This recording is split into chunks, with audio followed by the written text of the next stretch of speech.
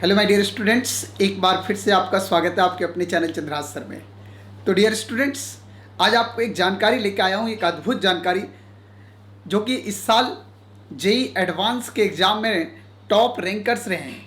मैं उनके बारे में आपको आज बहुत सारी जानकारी दूंगा और आप जान के बहुत आश्चर्य करेंगे और उम्मीद कर रहा हूँ कि आपका भी हौसला उससे काफ़ी बढ़ेगा।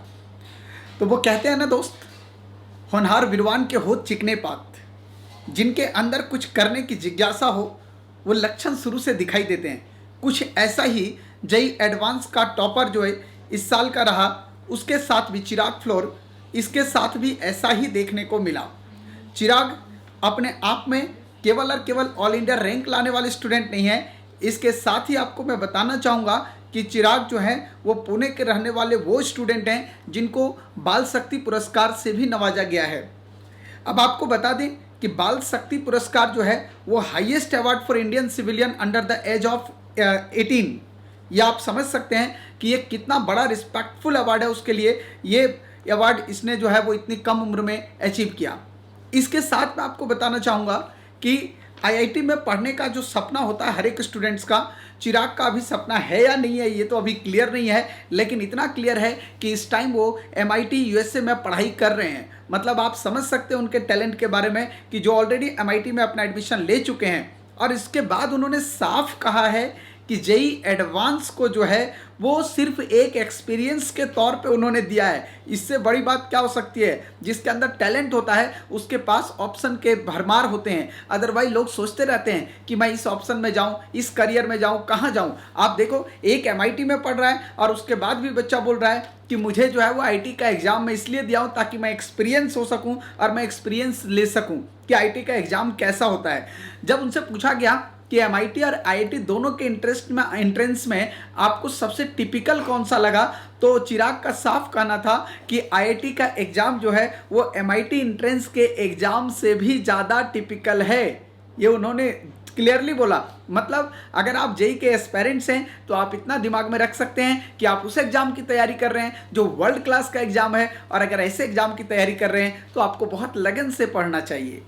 मैं आपको बता दूं कि इस बार 396 मार्क्स का एडवांस का पेपर था और आउट ऑफ 396 जो है वो 352 स्कोर किया है चिराग ने। सबसे पहले मेरे तरफ से बहुत सारी शुभकामनाएं चिराग को, और बता दूं कि उन्होंने साफ एक इंटरव्यू में कल कहा है कि जेई मेन जनवरी जो हुआ था उसमें उनके 99.9897 परसेंटाइल रहे थे, पर वो उससे बिल्कुल संतुष्ट नहीं थे। उनको लगा कि कुछ मेरे में कमियां रही हैं और उसके बाद जो है उन्होंने काफ़ी मेहनत की। जैसा उन्होंने बताया कि लॉकडाउन में प्रिपरेशन को गति देने में काफ़ी हेल्प मिला, और इस वजह से जो है अभी जो उसके बाद जो एग्ज़ाम हुआ, सितंबर का जो एग्ज़ाम हुआ, रीअपियर उन्होंने किया एग्ज़ाम में, और उसके बाद वो 100 परसेंटाइल स्कोर करते हैं और ऑल इंडिया रैंक 12 रैंक लाते हैं।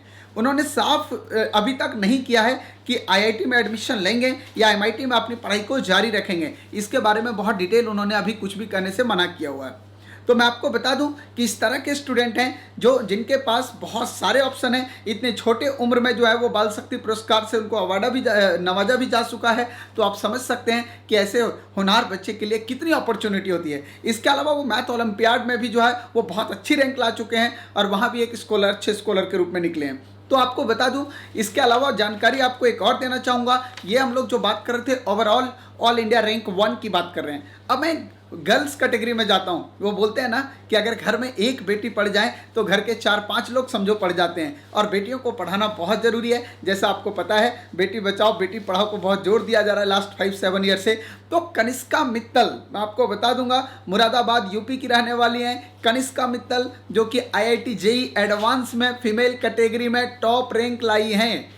और वही कनिष्का मित्तल का अगर ओवरऑल रैंक की बात करें तो ऑल इंडिया रैंक 17 लाई हैं। मतलब आपको बता दूं कि 396 मार्क्स जो एडवांस का था उसमें 315 मतलब 315 स्कोर हुआ है कनिष्का मित्तल का। तो आप लगा सकते हैं अंदाजा कि जो ऑल इंडिया रैंक चिराग का रहा 352 रहा, कितना बड़ा मार्जिन था 12 रैंक के अंदर। जहां पे इसका 17 रैंक है वहीं उसका 1 रैंक, मतलब 17 रैंक के अंदर जो है वो कितना बड़ा मार्क्स का मार्जिन रहा है, इससे आइडिया लगा सकते हो।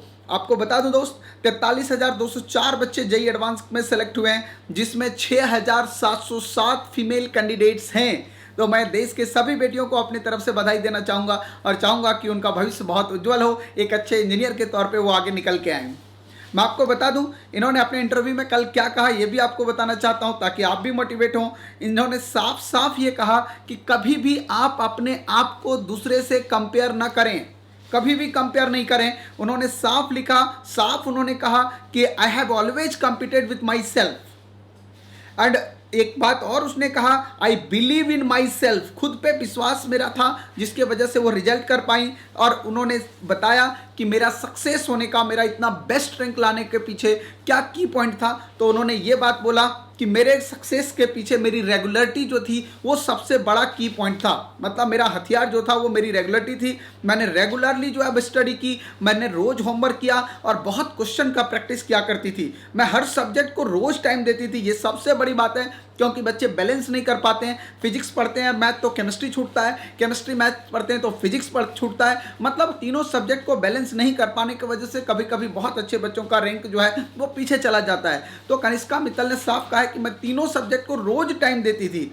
आपको जान के आश्चर्य होगा कि 12th बोर्ड में भी 98.4% इसके रहे थे, इंक्लूडिंग 10th बोर्ड में भी 99% रहे। मतलब शुरू से ये बच्ची एज अ टॉपर स्टूडेंट्स जो है वो रही और जेई में भी फीमेल कैटेगरी में टॉप इंडिया रैंक 1 ले आई।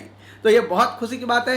और दोस्तों मैं उम्मीद कर रहा हूँ कि अगर आप बॉयज़ कैंडिडेट हो या गर्ल्स कैंडिडेट हो तो आप भी अपनी पढ़ाई को बहुत अच्छे से करोगे और अगले साल जो है अपनी पढ़ाई को जारी रखोगे। उनसे पूछा गया, जब आपको बता दूं कि जब चिराग से कल ये क्वेश्चन पूछा गया कि चिराग आने वाले बच्चे को आप क्या सजेस्ट करोगे, तो इन्होंने साफ बोला कि आपकी मंजिल है, सिर्फ आपको चलना है, कोई आपके साथ नहीं चलेगा। इसलिए आपको डगमगाना नहीं है और अपने विजन के साथ काम करना है और अपने सब्जेक्ट पे फुल कमांड करना है। समय को बचाएं, सोशल मीडिया से दूर रहें और अपनी पढ़ाई को रिलैक्स माइंड से करें। अगले साल आप भी सफल होंगे। बहुत अच्छा मंत्र इन्होंने आपको दिया है। उम्मीद करेंगे कि ये मंत्र भी आपके लिए अगले साल के प्रिपरेशन में काफ़ी हेल्प करेगा। तो thank you so much for watching my this video.